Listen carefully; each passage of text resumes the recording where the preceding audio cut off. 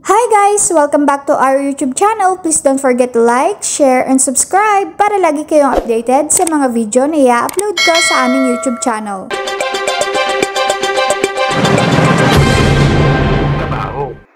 Partner, ang nakakalungkot sa nabanggit ni Sir Floro kanina, siya ay retirado sa gobyerno, pero 5,000 piso yung kanyang pensyon. Yung iba, di ba, ang iniisip nila kapag ikaw ay retirado ng gobyerno, malaki-laki ang pensyon. Yes. Di ba, sabi nila? Yes, kasi may nagkwento sa akin, partner, tsaka Sir Floro, no? Yung kapag daw nagbayad ka ng 15 years sa GSIS, ang pension mo daw is yung last salary mo.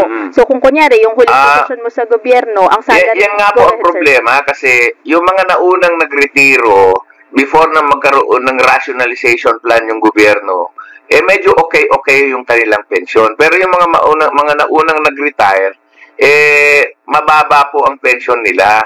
Kasi itong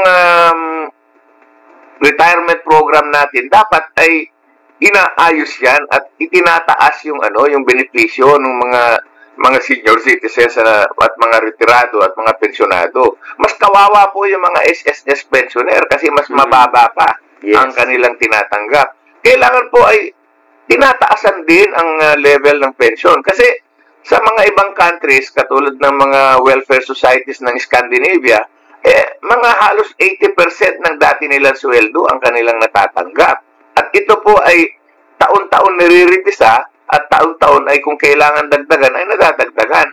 Yung sa atin po nakapako So, paano makakahabol ang mga retirado sa mga gastusin kung hindi naman tumataas ang kanilang pensyon at wala naman silang ibang sources of income? Thanks for watching. Please don't forget to like, share, and subscribe.